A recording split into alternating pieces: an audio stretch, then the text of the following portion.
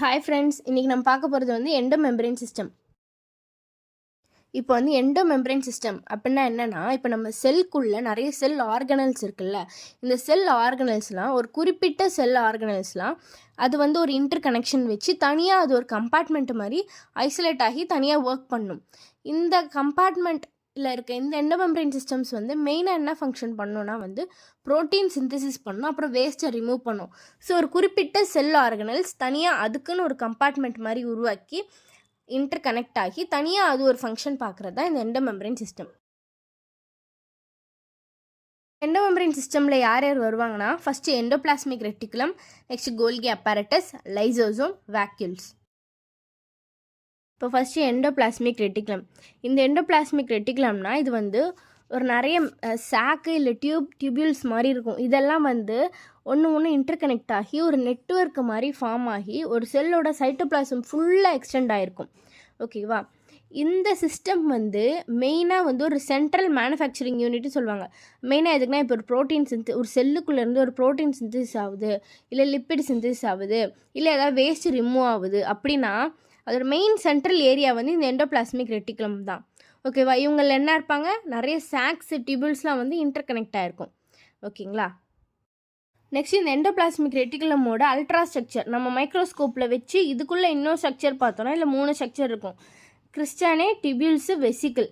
First கிறிஸ்டானேனா இது வந்து லாங்காக இருக்கும், ஃப்ளாட்டண்டாக இருக்கும். ஒன்றும் இல்லை, நம்ம பார்த்துருக்கோம்ல லேயராக பெண்டிங்காக இருக்குல்ல, இந்த சாக் மாதிரி ஸ்ட்ரக்சர் வந்து லாங்காக இருக்கும், ஃப்ளாட்டாக இருக்கும், ஒன்று இன்டர் கனெக்ட் ஆகும். இது வந்து மெயினாக இங்கே தான் வந்து ப்ரோட்டீன் சிந்தசிஸ் நடக்கும். அடுத்து டியூபியூல்னால் ஒரு சாக்கும் இன்டர் சாக்கும் கனெக்ட் பண்ணுறது. இது வந்து பிரான்ச்சாகவும் இருக்கும், அன்பிரான்ச்சாக இருக்கும். இங்கே அந்த ரைபோசோம்ஸ் எதுவுமே இருக்காது. ஓகேங்களா?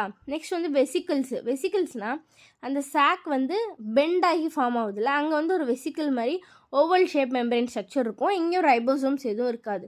வேறு அந்த கிறிஸ்டானே மட்டும்தான் ரைபோசோம் இருக்கும். அங்கேருந்து தான் நம்மளுக்கு ப்ரோட்டீன் சிந்தசிஸ் நடக்கும். எண்டோபிளாஸ்மிக் ரெட்டிகுலமே 2 டைப்ஸ் இருக்குது. Rough endoplasmic reticulum, smooth endoplasmic reticulum.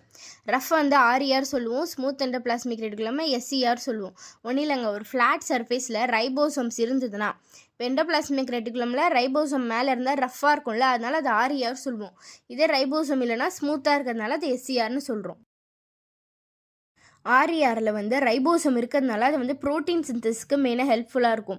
இதே SERல ரைபோசோம் இல்லை, அதனால் அங்கே என்ன சிந்தசிஸ் நடக்கும்னா லிப்பிட் சிந்தசிஸு, ஸ்டீராய்டு, ஃபாஸ்ஃபோலிப்பிட் சிந்தசிஸ் நடக்கும், டீடாக்சிஃபிகேஷன் நடக்கும், கால்சியம் ஸ்டோரேஜ் இதெல்லாம் நடக்கும். நெக்ஸ்ட் RERல 2 டைப் ஆஃப் கிளைக்கோப்ரோட்டீன் இருக்கும்.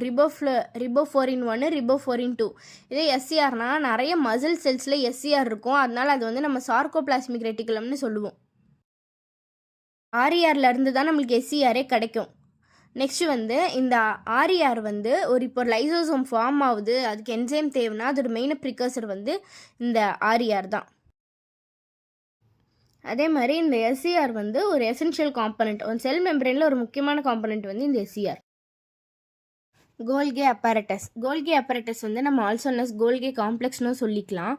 இது எப்படி இருக்கும்னா, ஒரு ஃப்ளாட்டான மெம்பரேன் சாக்கை அப்படியே ஸ்டாக் பண்ணியிருப்பாங்க. இந்த பிக்சரில் இருக்குல்ல, ஃப்ளாட்டாக இருக்க சாக்கெல்லாம் நம்ம அப்படியே ஒன்றா ஸ்டாக் பண்ணுவோம். அது பேர் கிறிஸ்டானே. இதை தான் கோல்கி அப்பரேட்டஸ்னு சொல்லுவோம். இந்த கோல்கி அப்பரேட்டஸை ஃபஸ்ட்டு டிஸ்கவர் பண்ணது கேமிலோ கோல்கி இன் 1898. இவர் என்ன சொன்னார்னா, அதாவது நியூக்ளியஸ் பக்கத்தில் ஒரு டென்ஸான ஒரு ஸ்டெயினான ஒரு ஸ்ட்ரக்சர் இருக்குது, ஸோ அதுதான் கோல்கி காம்ப்ளெக்ஸ் அப்படின்னு சொல்லிட்டு அவரோட நேம்லேருந்தே கேமிலோ கோல்கின்னு வரல, அதனால அவர் பேர் வச்சு அது கோல்கி பாடின்னு சொல்லிட்டு பேர் வச்சார். இந்த கோல்கி காம்ப்ளெக்ஸ் மெயினாக யூகேரியோட்டிக் செல்ஸ் தான் ப்ரெசண்ட்டாக இருக்கும். ஆனால் எங்கெங்கெல்லாம் இருக்காதுன்னா, ஒரு பிளான்ட்டில் மெச்சூரான டியூப்ஸில் இருக்காது, நம்மளோட RBCயில் இருக்காது, ஸ்பெர்ம் செல்ஸ் ஆஃப் அந்த பிரையோஃபைட்ஸ், ஸ்பிரிட்டோஃபைட்ஸ் அங்கெல்லாம் அதிலலாம் இருக்காது. அதே மாதிரி ப்ரோகேரியோட்டிக் செல்லில் இருக்கவே இருக்காது. பிளான்ட்ஸில் இந்த கோல்கி அப்பரேட்டஸ் டிக்டியோசோம்ஸ் அப்படின்னு சொல்லுவாங்க. அது அன்கனெக்டட் யூனிட்ஸ். இதே ஹியூமன்ஸில் இருக்க கோல்கி அப்பரேட்டஸ் கனெக்டாக இருக்கும், அது அன்கனெக்டட் யூனிட்ஸு. கோல்கி அப்பரேட்டஸோட இம்பார்ட்டன்ட் ஃபங்க்ஷன் அப்படின்னா என்னென்னா, இப்போ வந்து நம்ம இந்த எண்டோபிளாஸ்மிக் ரெட்டிகுலம்லேருந்து ஏதோ ப்ரோட்டீன் சிந்தேஸ் ஆகி வருதோ இல்லை ஏதோ ஒரு வேஸ்ட் வருதுன்னா அதை வந்து இந்த கோல்கி அப்பரேட்டஸ் வந்து ப்ராசஸ் பண்ணி பேக்கேஜ் பண்ணி டிரான்ஸ்போர்ட் பண்ணும். எங்கன்னா ஒன்று அந்த செல்லுக்குள்ளே எங்கே தேவையோ அங்கே பண்ணும் வித்தின் தி செல்லு, அப்படி இல்லைன்னா செல்லுக்கு வெளில தள்ளிவிடும். அதுக்கு ஒரு மெயின் ஹெல்ப்பாக இருக்குது இந்த கோல்கி அப்பரேட்டஸ். நெக்ஸ்ட்டு கோல்கி அப்பரேட்டஸோட ஸ்ட்ரக்சர் பார்த்தோன்னா இல்லை 4 பார்ட்ஸ் இருக்குது. கிறிஸ்டானே, tubule, vesicle, Golgi and vacuole. First கிறிஸ்டானேனா இது ஆல்ரெடி பார்த்தா மாதிரி சாக் லைக் ஸ்ட்ரக்சர் வந்து ஒன்றுக்கு மேலே ஒன்று ஸ்டாக்காக இருக்கும். மோஸ்ட்லி வந்து யூஸ்வலாக வந்து 4 to 8 தான் இருக்கும். ஓகேங்களா, இது வந்து எஸ்சிஆர் மாதிரியே இருக்கும். நம்ம பார்த்தோம்ல எண்டோபிளாஸ்மிக் ரெட்டிகுலம் ஸ்மூத் மாதிரியே இருக்கும். நெட்வொர்க்காக அப்படியே அரேஞ்ச் ஆகியிருக்கும். இதோட ஒரு ஆர்கானிசம் பொறுத்து இந்த சைஸு ஷேப்பு எல்லாம் வேரி ஆகும். டிபியூல்ஸ், இந்த டிபியூல்ஸ்னால் நம்ம என்ன படித்தோம், இந்த ஒரு கிறிஸ்டியனையும் கனெக்ட் பண்ணுறது, இன்டர் கனெக்ட் பண்ணுறது இந்த டிபியூல்ஸு. நெக்ஸ்ட் வெசிக்கிள்ஸ்னால இந்த கிறிஸ்டியனையோட எட்ஜில் வந்து ரவுண்டாக ஸ்மூத்தாக வெசிக்கிள் மாதிரி இருக்கும். செக்ரீஷன் உள்ளே வந்து தனியாக பிஞ்ச் ஆஃப் ஆகி வரும். இல்லை 2 இருக்குது, smooth vesicle, coated vesicle. Smooth வெசிக்கிள்னால் சர்ஃபேஸ் வந்து ஸ்மூத்தாக இருக்கும், உள்ளே வந்து செக்ரேட்டரி கிரானியூல்ஸ் தான் இருக்கும்.